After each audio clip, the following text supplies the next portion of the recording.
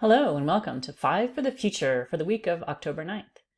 Have I mentioned before that I like to read, all the time, books and articles, fiction and nonfiction? You name the paper or journal and I probably subscribe and read something from it weekly, if not daily. But I know not everyone can do that, so let me do the work for you and curate these stories with a focus on what you need to know as a small business owner. What changes are taking place that should be on your radar? All you need to do is watch these short weekly videos and I'll do my best to keep you up to speed. Ready to get started with the 5 topics for this week? Let's start with our story number 1. Antitrust is trending. The US government is starting to go after big tech firms for having monopolistic tendencies. But Google claims it's super easy for anyone to switch from their search engine to another, and it's free too, so why is this a concern? And Amazon is helping keep consumer prices low, so what's the issue? It seems to me that we either need to stop complaining about free services that dominate their market or redefine the term monopoly to focus on their control over the market and the consequences of that. So stay tuned. Moving on to story number 2, the traditional work week is under fire thanks mainly to the pandemic, but also technology that enables more options. For example, ThreadUp has moved to a 4-day work week and seen an increase in productivity and a decrease in turnover as a result. Shopify employees are all remote, and now they have fewer meetings too.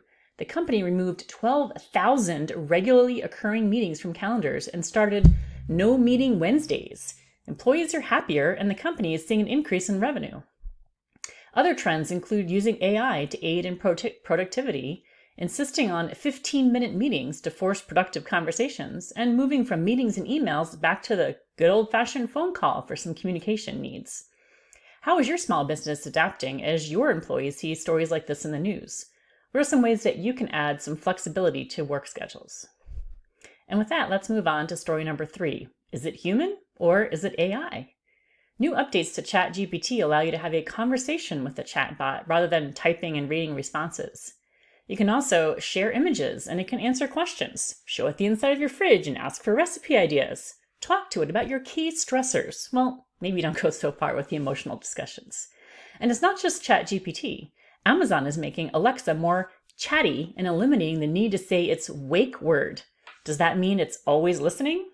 And if it hears ChatGPT say you need more eggs, will it order them for you on Amazon without checking with you? I think things are about to get complicated. Meta is getting in on this game as well, working with celebrities to create realistic looking and sounding AI chatbots. So it feels like you're chatting with Tom Brady or Kendall Jenner, not a bot. They're hoping to attract Gen Z users back to Facebook and Instagram, I guess. Meta has also been able to create photorealistic VR avatars in their metaverse.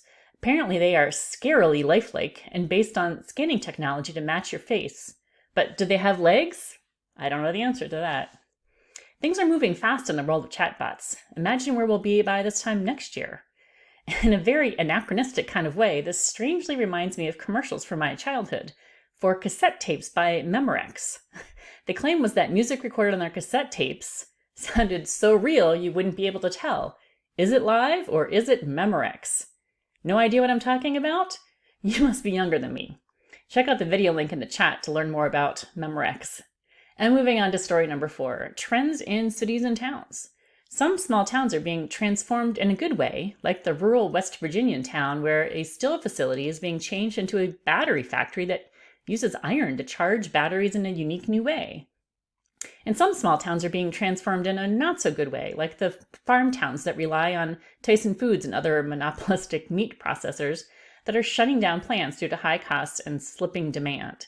When they are the major employer, this shutdown can devastate the town's economy, impacting the grocery stores and other services that support the employees. And that doesn't even get into what happens to the chicken and pork farmers who have invested in huge farms with no customer any longer. Meanwhile, in the big cities, we are seeing a slow transformation from bustling urban business areas to ghost towns to maybe mixed-use buildings with houses and businesses.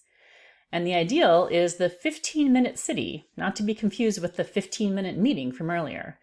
The idea here is that you should be able to access everything you need, groceries, doctor's office, schools, parks, restaurants, and more, in just a 15-minute walk, bike, or transit ride.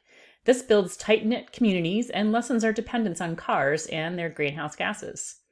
Some super rich tech bros bought up land in California to build their own version of this, but there are doubters that their community will truly be equal opportunity. And apparently, conspiracy theorists somehow have decided that a 15-minute city means a government policy where you would only be able to travel 15 minutes from your home, a way for the global elite to contain people in open-air prisons of their towns. Crazy. I don't think it'll be possible to create utopian cities or towns because everyone's idea of what that means is different. However, I do fully support mixed-use housing, flexible zoning, less dependence on cars, and more green space. So maybe we can slowly work our way toward these goals and ultimately help communities to thrive. And finally, our final story, number 5, rich boomers. How might a recession impact you or your business? Maybe you should consider focusing on 2 specific and somewhat overlapping target markets to be more recession-proof. The first market are high net worth individuals who are buying up luxury goods like they have more money than they know what to do with. Oh yeah, they do. Not only designer clothing, purses, and jewelry, but also a cabin on the new 4 Seasons super luxury yacht hotel. And the other target market? Boomers. Americans over 70 hold just over 1/4 of all household wealth in this country, with just over $77 trillion in amassed wealth. They are living the good life with their pensions, Social Security payments, no mortgages, and no worries.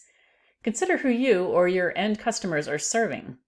Maybe it's time to look for ways to offer products or services to these recession-proof audiences. There's a bonus story in the newsletter on a couple macho tech bros that got schooled by a close-knit online community of, well, knitters. Check that one out if you subscribe. Plus, of course, more details on each of these 5 topics than there's room for in this video, so reach out if you'd like to see a free copy of the newsletter to help you decide if you want to subscribe. And thanks for joining me for this week's 5 for the Future. We'll see you next week.